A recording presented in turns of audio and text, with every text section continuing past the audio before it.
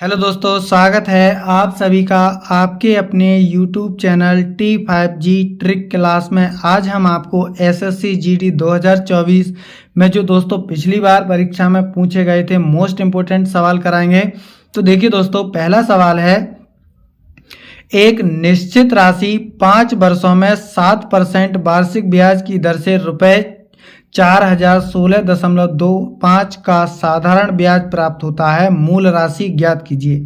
जब दोस्तों मूलधन कांस्टेंट होता है तो दोस्तों जो सिंपल इंटरेस्ट होता है वो डायरेक्टली प्रोपोर्शनल होता है टाइम और रेट ऑफ इंटरेस्ट के गुणनफल पर। तो देखिए दोस्तों, यानी कि 7 पंजे 35। तो दोस्तों हमें 35% की जो वैल्यू इस सवाल में दी गई है वो कितनी दी गई है?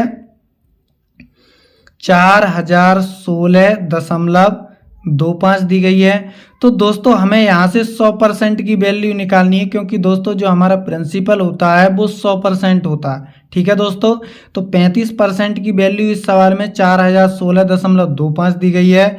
हमें 100% की वैल्यू निकालनी है।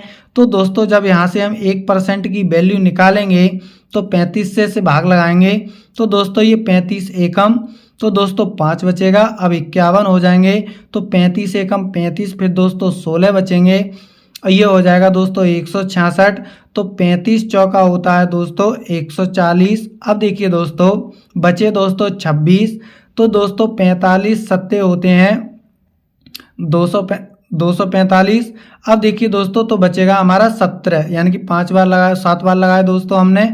अब दोस्तों यहाँ बचेगा, अब 175 हो जाएंगे दोस्तों। तो 35 पंजे होते हैं दोस्तों 175। तो ये आ गई हमारी 1% की वैल्यू 114.75 आ गई।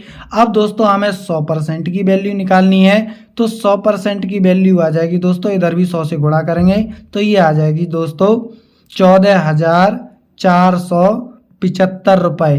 तो यानी कि इसका सी ऑप्शन एकदम सही होगा। अगला सवाल है दोस्तों, दो संख्याओं का अनुपात 4:5 है और उनका मासा 6 है, तो उनका लासा क्या होगा? तो देखिए दोस्तों 4 और 5 का दोस्तों यदि हम HCF निकालें तो 4 और 5 का HCF आएगा दोस्तों 1।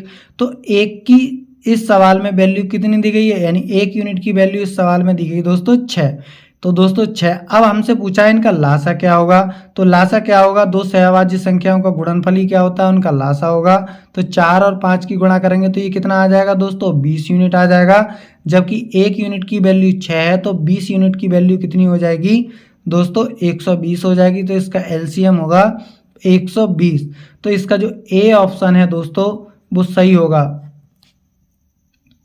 देखिए दोस्तों सवाल है तीसरा, इतने को 5 से विभाजित करने पर शेषफल क्या होगा? तो देखिए दोस्तों हमें इसमें शेषफल ज्ञात करना है। तो लास्ट के 2 डिजिट को हम 5 से भाग लगा लेते हैं दोस्तों। जब 26 को 5 से हम भाग लगाएंगे तो 5 25, रिमाइंडर कितना बचेगा दोस्तों 1 बचेगा। अब 1 की पावर दोस्तों कितनी भी लगा लो उसका आंसर कितना आएगा, 1 ही आएगा। तो इसका जो शेषफल होगा वो 1, यानी कि सी ऑप्शन एकदम सही होगा। अगला सवाल है दोस्तों, 3 की पावर 5 प्लस 3 की पावर 6 प्लस 3 की पावर 7 प्लस 3 की पावर 8 पूर्णतः ... से विभाज्य है। तो देखिए दोस्तों यहाँ हम देखें, यहाँ 3 की पावर 5, यहाँ 3 की पावर 6 है, यहाँ 3 की पावर 7 है और यहाँ 3 की पावर 8 है। तो दोस्तों इसमें से हम 3 की पावर 5 को हम कॉमन ले सकते हैं। तो देखिए दोस्तों यहाँ 3 की पावर हमने 5 कॉमन लिया, तो यहाँ दोस्तों 1 बचेगा प्लस। अब 3 की पावर 5 6 में से हमने 5 बाहर ले ली, तो यहाँ दोस्तों 3 की पावर 1 तो 3 आ जाएगा दोस्तों, फिर प्लस 3 की पावर 7 में से 3 की पावर 5 को हमने कॉमन लिया है, तो यहाँ 3 की पावर 2 बचेगा। तो 3 की पावर 2 क्या होता है दोस्तों 9 होता है। तो दोस्तों अब यहाँ 3 की पावर 8 में से हमने 3 की पावर 5 को कॉमन ले लिया, तो 3 की पावर 3 यानी कि दोस्तों 27। ठीक है दोस्तों। अब देखिए दोस्तों 3 की पावर 5, अब दोस्तों जब इसे जोड़ेंगे तो 4 13 और 27 40 होता है। तो ये आ जाएगा दोस्तों 3 की पावर 5 गुणा 40। अब दोस्तों 40 या तो 10 से भाग्य होगा या दोस्तों 4 से विभाज्य होगा। ठीक है दोस्तों, तो 4 तो ऑप्शन में है नहीं, 10 है। तो यानी कि ए ऑप्शन इसका क्या होगा, सही होगा, क्योंकि ये संख्या किससे विभाज्य होगी दोस्तों, 10 से पूर्णतः विभाज्य होगी। तो वीडियो आपको कैसा लगा दोस्तों, आप हमें कमेंट बॉक्स में बताइए, लाइक कीजिए और अपने दोस्तों में ज़्यादा से ज़्यादा शेयर कीजिए। मिलते हैं अगली वीडियो में। Thank you for watching.